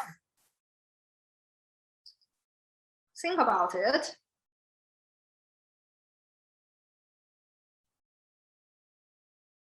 That's the more tutoring session you go to, the higher score you get. So those are all positive correlations, the more type of relationship. But there are also negative correlation, right? The more time I spend study, the less time I have playing with my friends, right? That's the more the less. Or the more time I spend in the gym, the more exercise I do, the less I weight, right? Weight level goes down, so that's the more the less. Or the faster you drive, the less time it takes you to get to school. So numerous examples on positive or negative correlation. We know the direction. However, we don't know the exact magnitude, right? Even though I tell you, right, the more years of education you receive, the higher you get paid. I can't tell you without any data, I can't tell you for one more year of education, are you getting 5,000 more per year, or are you getting 3,000 more a year, or are you getting 10,000 more a year, right? If we don't have data, we don't do further analysis, we don't know that. But linear regression can tell us. So we will start simple today on simple linear regression model to involve only one independent variable and one dependent variable. And we just figure out the relationship between these two variables. When it comes in next lecture, when we enter chapter 15, we talk about a multiple regression model that involves multiple independent variables. And in that's also common in real life, because you think your quiz score is probably not just depend on your study type, right? It is correlated with your IQ level. It is also correlated with, are you healthy that day, or are you sick that day? Or have you gone to tutoring sessions? Do you actually come to class, or you miss class, right? So it's correlated with many things, not just one thing. So multiple regression model allow us to capture multiple factors that affect your dependent variable. But that's for later. Today, we just study how one variable, one independent variable affect the dependent variable or is correlated with the dependent variable. So the functional form of simple linear regression model is y equals intercept plus slope multiplied by x plus an error term. So this means the observed, right, the observation, observed dependent variable equals what you estimate, the linear relationship, right, the rate of change put together your initial point, what you estimate, plus if your estimation is off by any point, right? I think my estimation is that if I spend 20 minutes study, I should get a 75. But if in reality, if the observed y is only 73, then it means my estimation is off by 2 points. And that should be captured by the error term. So error term is simply how much I'm off, right? The mistake, I'm off by 2 points. That will be there. So it is basically observed value equals the estimated value plus however much we're off. And the key is to make the best estimation. I remember what we learned in chi-square test. We compare the observed versus expected. If you do a good estimation, your estimated value should be very close to what you observe. But if you don't do a good job, you will be off by a lot. So now the key is how do we do the estimation? The estimation, right, the expected value is slope multiplied by x plus the intercept, which actually is a simple linear equation. And we learned that in high school. Look at this, right? Are these like this, and this? Aren't they familiar, right? In high school, when we learn linear equation, right? You, point A and B, there's a straight line going from bottom left to top right. And you see, okay, the slope is positive, versus if the line goes from top left to bottom right, it's a negative correlation, slope is negative. Or sometimes, if your linear equation, your regression line is flat, you get a slope of 0, but that is the time when the two variables are independent. Because on your straight line, all the y value is the same, right? They remain at the same level. Even though your x value changes, like here, your x value is small, but your y value is here. When you go here, x value is large, but your y value is the same. So x value change doesn't lead to any y value change. So that means no correlation or independence between x and y. But for the other two situations, trending up or trending down, from what we learned in high school, we can, what is it? From what we learned in high school, remember this y equals mx plus b. From that, we could do the exact estimation. But be careful what we are doing here, right? Mx plus b, or changing notation, beta 1x plus beta 0. So this is an estimation. So look at the notation, y hat. This is not y. Y is the observed value, but y hat is the estimated value. So again, like I said, if my study time is 20 minutes, my expected value or estimated value is 75. However, I only get 73. So in that case, y is 73, but y hat is 75. So does that make sense? The difference between y and y hat. Observed versus estimated. Are we all getting this concept?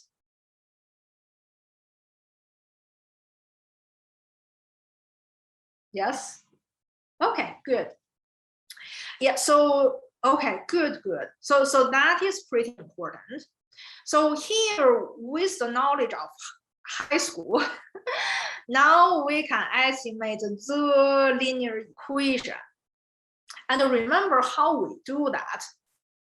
We know the number we multiply with x, no matter it's m or beta 1, we know it is slope. How do we calculate the slope? Remember when we were in high school, we said, okay, between A and B, right, draw a straight line. So there's one point A with coordinate x1, y1. There is a point B with coordinate x2, y2. And when we calculate the slope, right, slope equals y2 minus y1 divided by x2 minus x1.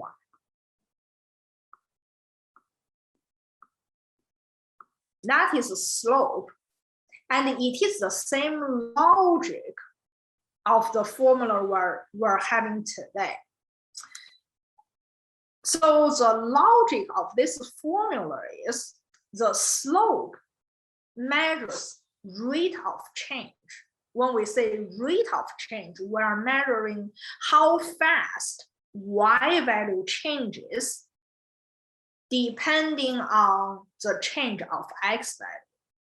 So what we are seeing here, this calculation is the delta change in y divided by the change in x. So that's the logic. In high school, when we only have point A, point B, it's pretty straightforward. You only got two numbers. So yeah, y2 minus y1, x2 minus x1. That's how you measure change in y versus change in x. What we're going to do today, we're going to learn a different formula to calculate the slope. It's the same formula to calculate the intercept. But to capture slope, what's different today is we don't only have 2 points. It's not just the A and the B. Look at what we had. We have like 20 data points. We have 50. In your work, you may have 5,000 or 100,000 data points. It's not just the A and the B. So the question is, how do we incorporate so many data points to calculate the change in y versus the change in x? So that's the new formula we're going to learn today. The calculation of slope and then the calculation of intercept. But what I'm explaining now is the underlying logic, the mechanism, which is the same with linear equation that we learned in high school. So how do we do the estimation? Before I show you the exact calculation, same as always, right? If you have a population, you want to do the estimation, typically we get a sample, we do all the calculation on the sample or estimate, and then apply it to the population. So I mean, you've seen this picture many times.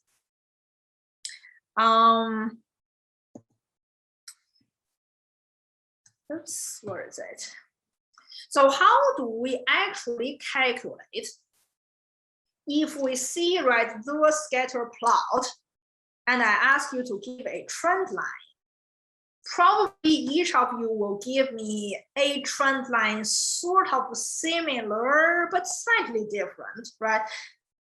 Comparing here, if we have 5 data points, to make it simple, 5 data points, and I ask you to, okay, give me the linear equation, right? The trend line that fits the 5 data points. We got 2 options, the above and the below. They seem similar, right? They all indicate a positive correlation. The top one has a smaller slope and the bottom one has a larger slope.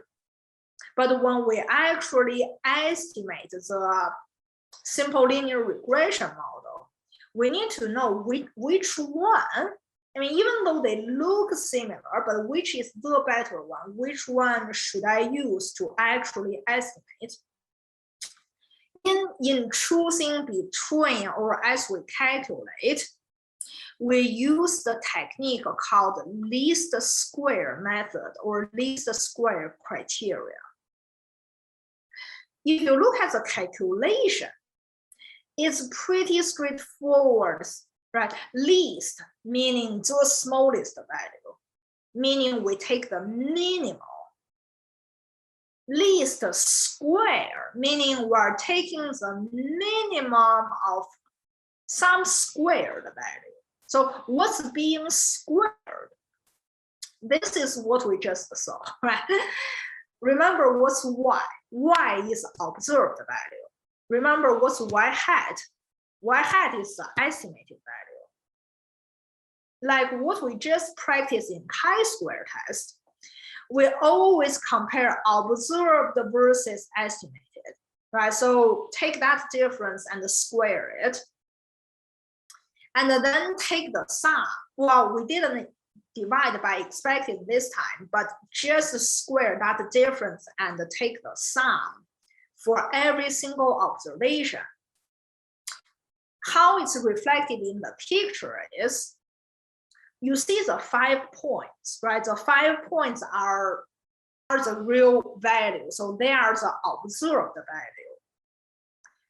The estimated value is a trend line, right? That's what I think the rate of change is. So the distance between the dot and the trend line, which, right, I'm connecting with the line. So that distance measures the difference between observed versus estimated. Same concept as chi-square test. If you see a very small distance, that means my estimation matches the observation very well. If you see a bigger distance, right, it means, well, my estimation is sort of off, right? It doesn't match what I observe. So ideally, similar to chi-square test, ideally we want them to match 100%. We want a 0 difference, but that's very hard to achieve.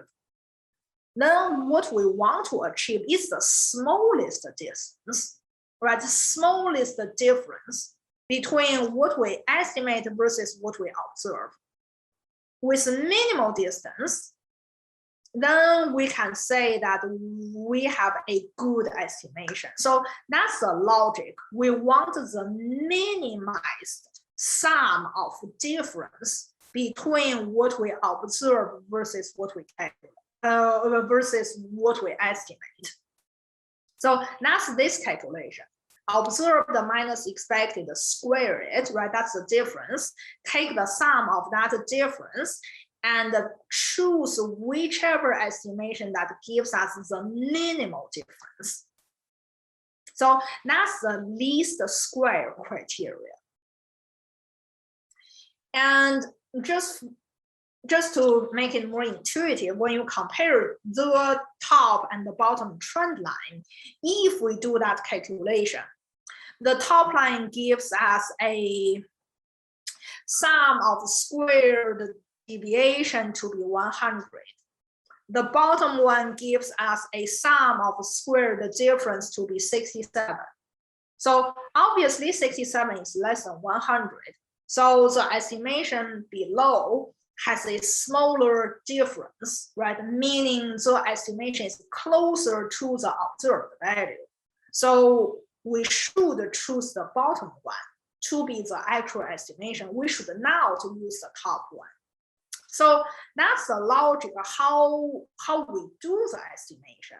We calculate and find the minimal distance between observed versus estimated value for every single observation, right? For student 1, student 2, student 3, 4, like all of those.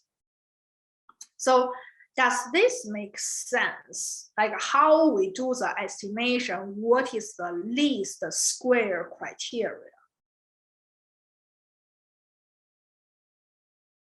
Making sense?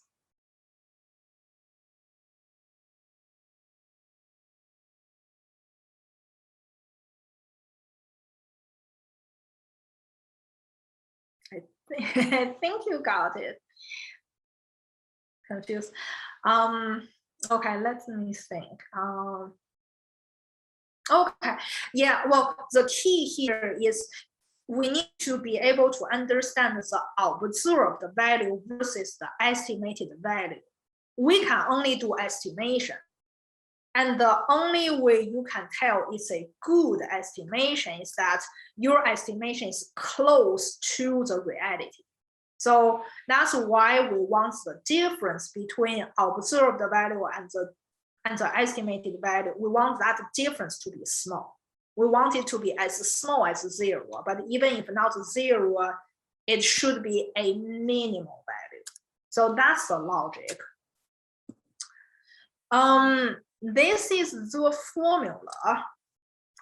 And like I said, it's the same logic. It's the difference in your dependent variable divided by the difference in your independent variable. It looks sophisticated because we have more than 2 data points, but the logic does not change. Then we see what's needed in this calculation. In this calculation, we need X and Y for every data point. We need the sample size. We need the mean of X, the mean of Y, and we need the square of X and the square of the mean of X. So those are the components we need to complete this calculation. And once we calculated the slope, then we can calculate the intercept to be the mean of Y minus the slope that we just calculated multiplied by the mean of X. So let's just do one exercise. Let me give you 5 data points. So in this exercise, a manager wanted to use test score to predict employees' hourly productivity. So hourly productivity is the outcome variable. So it's the dependent variable, or you call it a Y variable. Test score is being used to estimate or to analyze. So it is the independent variable, or you call it the X variable. So we collected data from 5 employees. Employee A got 12 in the test, and hourly productivity is 55. Employee B got 14 in the test, hourly productivity is 63. Employee C got 17 in the test, hourly productivity is 67, blah, blah, right? So we got data for all 5 employees. And let's do that step-by-step calculation.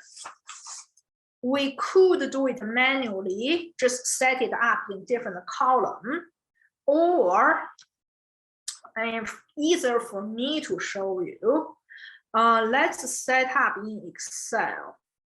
So this is the exact given, right? 5 employees, so 5 test score, 5 hourly productivity. So So the very first step is to calculate x times y. So in Excel, you can simply make the A2 times B2, and then A3 times B3, A4 times B4, right? 5, 6. You just need to map the formula one time and then drag the formula to all the rows, and the number will automatically populate. So that's the x times y, but you need to take the sum. So after you do it for all the rows, create a new row and take the sum of all that. So that's the very first component in your slope calculation. In the second item of the formula, we need a sample size. Well, only 5 observations, so n equals 5. But we need the mean of x and the mean of y. So we can easily use Excel formula, calculate the average of your independent variable and the average of the dependent variable, right? So that's x bar, y bar. And then remember, in the denominator, we need x squared. So it's simply x value raised to the second power, and we drag the calculation to all the rows in your data, and then take the sum of this entire column. So once we got these numbers, going back to the formula, right? Then we use, okay, sum of x times y minus sample size multiplied by the mean of x multiplied by the mean of y, then divided by the sum of x squared minus sample size multiplied by the mean of x squared. So that calculation will give us slope equals 3. And when we get slope, intercept calculation is easy. So the mean of y, 61.2, minus this slope, 3, multiplied by the mean of x, which is 14. So we got y-intercept is 19.2. So least square y hat, right, estimated y equals 19.2 plus 3 times x. And you could do it with Excel. So if you calculated everything with Excel and you just type the component in the formula, you can get slope and the intercept here as well. Right? The slope, again, is the sum of x times y, C8, minus sample size is 5, multiplied by A8, which is x bar, multiplied by y bar, that's B8, close parentheses, because that's all your all your numerator, then divided by, in parentheses, write your denominator. Your denominator is the sum of x squared, so that's D8, then minus sample size 5 multiplied by the mean of x, A8 raised to the second power. So with that, you get, right, the same number, slope equals 3, and then calculate the intercept, the mean of y minus slope multiplied by the mean of x. So intercept 19.2. I don't have a preference of how you calculate, but that's the step-by-step operation. The only thing you need is this 3 and the 19.2, because right, you get to be able to conclude the least square regression line, y hat equals 19.2 plus 3 times x. So slope is 3, which is a positive number. So we know there's a positive correlation. And precisely read what I have here, right? Precisely This means for every 1 point increase in the test score, we can expect a 3-unit increase in hourly productivity. That's how this positive 3 is interpreted. If it's negative 3, then it's a decrease of 3 units in hourly productivity. If it's a positive 2, then there's only an increase of 2 units. If it's positive 10, then it's an increase of 10 units. So it's the rate of change. How many units of Y changes when there's 1 unit change in X. That's the interpretation. And again, here, this is how you calculate the least square regression model. Don't worry about it though. Like I said, next time in class, I'm going to show you how to use Excel package to do this. So you don't have to go into step-by-step calculation. I do want you to understand and be able to do it yourself, because it helps with your understanding, especially right, the mean of X and the mean of Y, how things multiply, and later you will need to see how the observed and expected value is used in this step-by-step calculation. But that's all we want to cover today. Sorry for going over time. Like I said in the announcement, unfortunately, I have to cancel class next week, so no class on the 13th. The rest of chapter 14 will be combined together with the material on the 20th, and that will be our last lecture. And like I said, the week after is Thanksgiving, and then when we enter December, it's actual credit exam and the final exam. So we only have 1 lecture left. I will adjust the due date of the homework of next week for you to have enough time to do it. This week, just make sure you complete everything in chi-square test. Then for chapter 14, homework 9, you can wait for like 2 weeks later. So that's logistically how things are going to work. Any questions?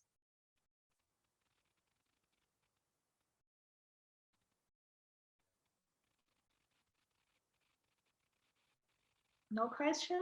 Good. Okay, thank you everyone. Yeah, appreciate your understanding and accommodation. I will see you in 2 weeks then. Have a good weekend. Bye bye.